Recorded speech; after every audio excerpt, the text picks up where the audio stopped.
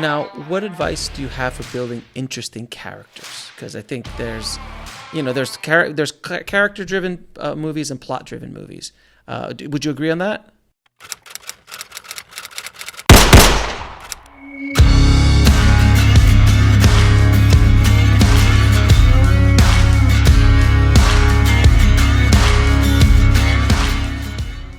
To a certain extent? To some extent. There's certainly movies where the unique character conflicts are not what makes you buy the ticket for a movie. Like Indiana Jones, James Bond, basically. Yeah, but Indiana Jones without Indiana Jones himself and sort of his unique thing wouldn't work. Right. Yeah. Right. Yeah. So in other words, the plot wouldn't move if you threw another character in there. It has to Absolutely. It's an Indiana. And same thing with James Bond. You kind of maybe do Born Identity. Yeah. Kind of. But even in his blankness, Jason Bourne is a fascinating character because you're leaning in to see, because you don't know he doesn't know who he is, and you don't know who he is, but you're fascinated to find out. So you're on the journey with him.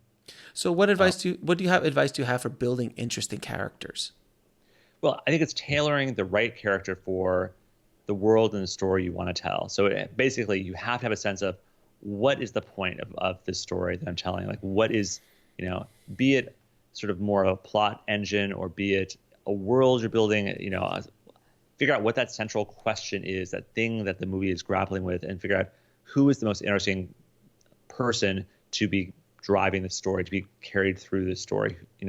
Who is either best prepared for it or least prepared to go into this story. So Indiana Jones, he's uniquely well qualified to be in this story, but Groundhog Day, Bill Murray is uniquely disqualified to be in that movie, and that's what makes it so fascinating. You could do that same plot mechanic with nearly any other person on Earth, but this grumpy weatherman is a really great fit for the story you're trying to tell.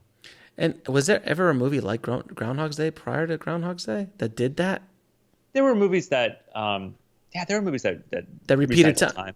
They repeated time. Yeah, that was not a first thing. So, Rashomon goes back to the same moment 3 times. So, I guess it so does. It's not caught in a time loop quite the same way, but sure. That idea is not new to Groundhog Day. And that's an important thing to stress, is like, there are no ideas that are groundbreakingly new. It's execution that matters, and it was the execution of that that time loop thing, which could have been in any Twilight Zone, but with a comedic bent, with a very specific character, with a very specific moral lesson he has to learn.